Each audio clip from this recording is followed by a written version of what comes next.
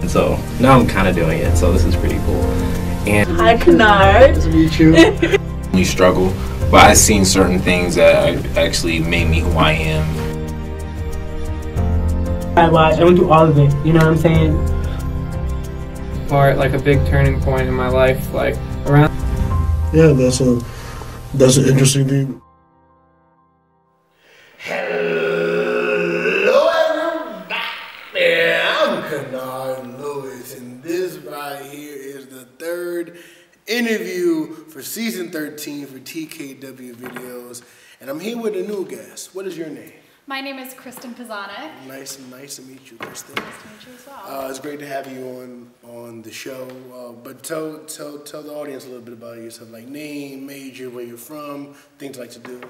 Well, my name is Kristen, like I said, and I am a theater arts student at Fredonia. I just recently auditioned for the BFA musical theater program, and I'm really excited about it.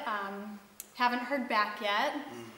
Expecting to in the next couple of days, but yeah, I'm just really passionate about musical theater. I love dancing and singing and acting and all that jazz. All that jazz, you got to. You talk about being passionate about, theater and like music and stuff like that. What drove you to become so passionate in those fields? Like, why that? Like, why not become maybe a teacher in theater, or like maybe like a musician? Like, why that? Well, actually, my first musical was when I was in first grade. The high school did something called Seussical the Musical, so they took all these Dr. Seuss stories and like mashed them up into this really fun show. And my brother was Horton the Elephant, and at the end of the show, the book Horton Hatches the Egg, there's the baby elephant bird, and they needed a little kid to be the baby elephant bird, so they chose you. They chose me, so I've been doing musicals my entire life. All of my older siblings did them, and it's a really exciting thing for me. I don't know. So, well, what do you plan to do with the profession? Do you just want to be on Broadway? Do you want to end up opening up a little studio where people can come and make shows there? Like where is your 5 to 10 maybe plan? That's a great question. I really don't know. Part of this is sort of based on whether or not I get into the program and really get that training, because it's really difficult to make it in the world of theater, because it's something that a lot of people are passionate about, and you're able to spread different messages throughout, like with a show. I don't know how to describe it, but yeah, being on Broadway would be amazing. I think I'd love it a lot. I'd be able to do it my entire life and be happy. I also have started doing some things with film since coming to Fredonia, and I also enjoy that, but I really don't know where it's taking me.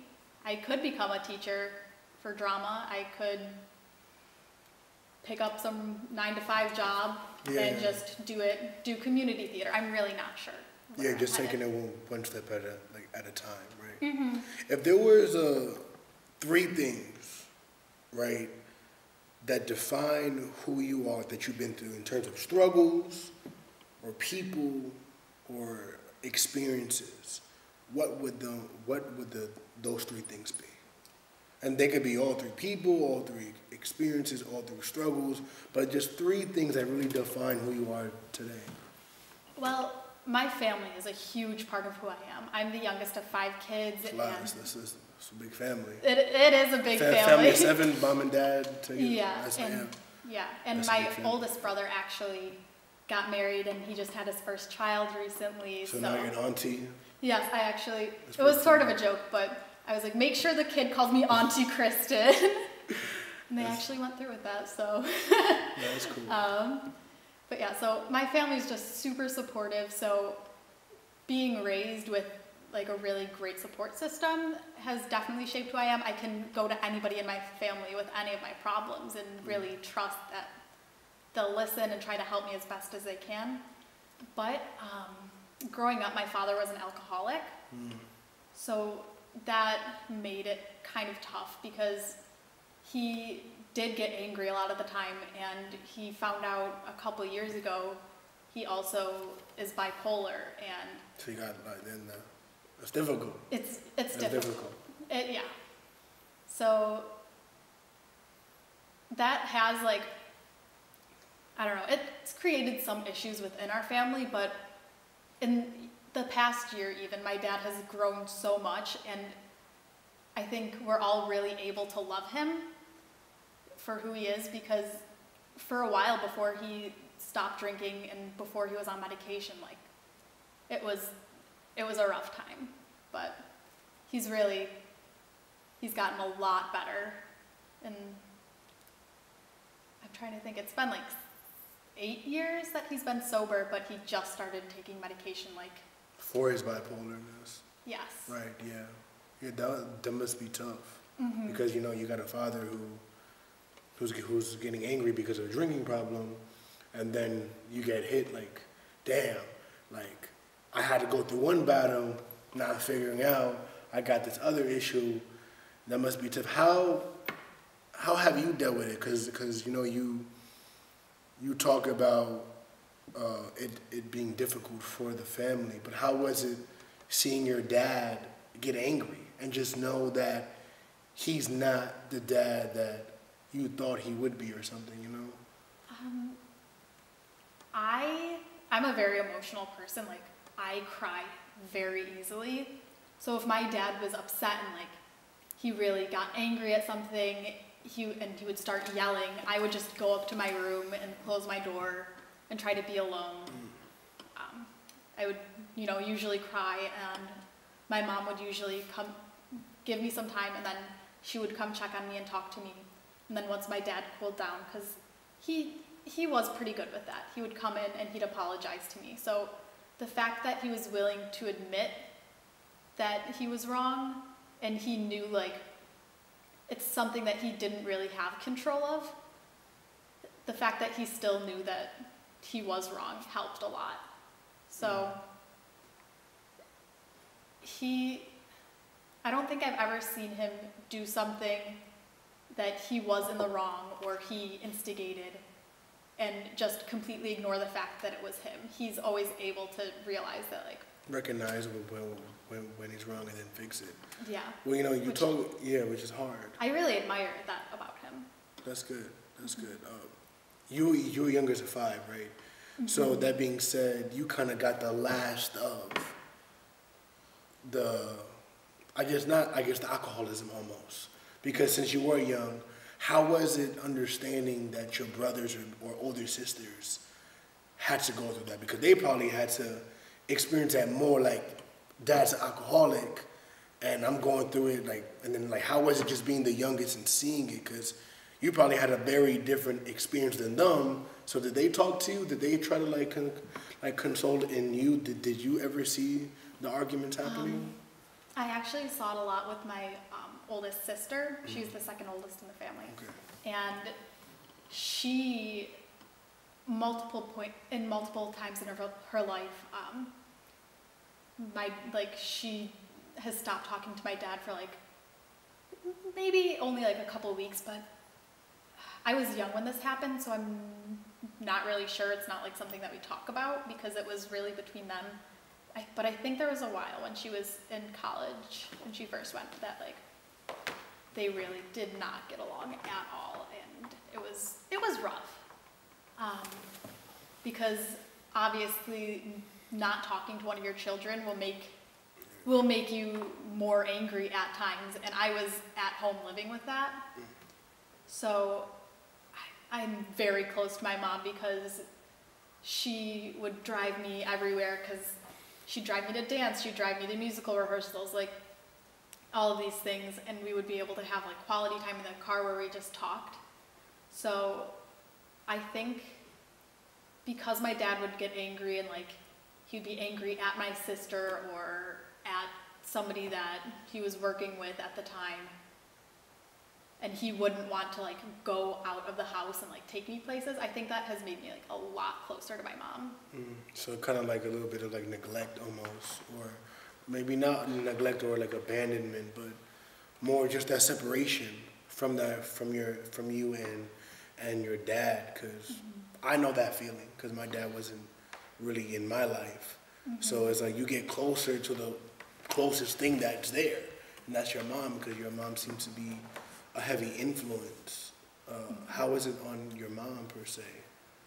My mom is an amazing woman. We call her Mary Poppins because she's practically perfect in every way.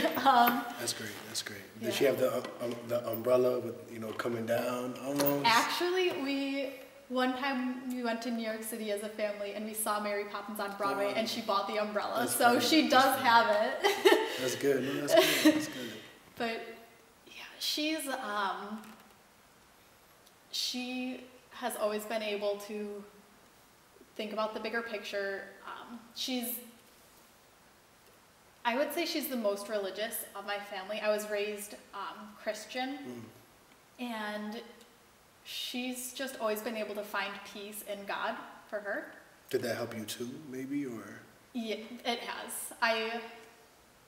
In the past couple of years, it's just been like my mom and I going to church together, and that's another thing that brings y'all closer together. That's nice. That's nice. Yes. Well, just because I know we're getting deeper into into the questions, but going through all of this, you know, you got dad, alcoholic, you got finding out that then, you know, he's bipolar, the neglect almost, getting closer to your mom in church. How did you have hope to get through this? Because, you know, that's kind of hard. You know, you have the isolation going on. Was it God per se that helped you have hope? Was it your mom, a culmination? Like what in your mind told you that you needed to survive through all of this and just not, you know, give up on who you are and, you know, what you aspire to be?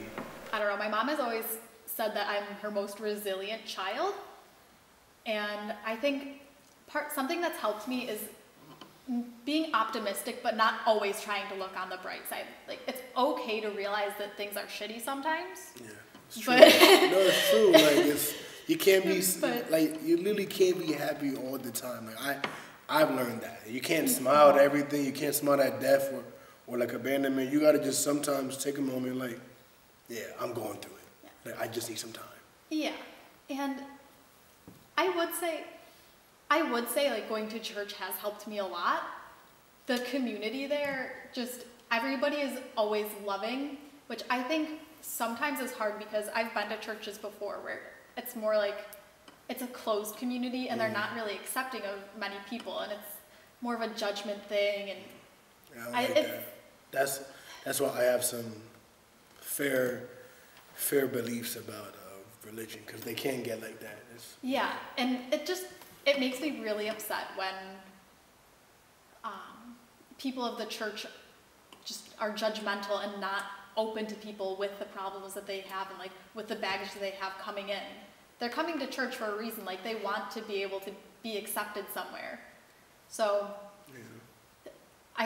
with the church that I'm in, the people there are just really amazing and accepting, and I think that has also helped. Like, I've never been judged there because my father was an alcoholic or really anything that I could tell them. I feel I would still be forgiven, and was a really big thing for me.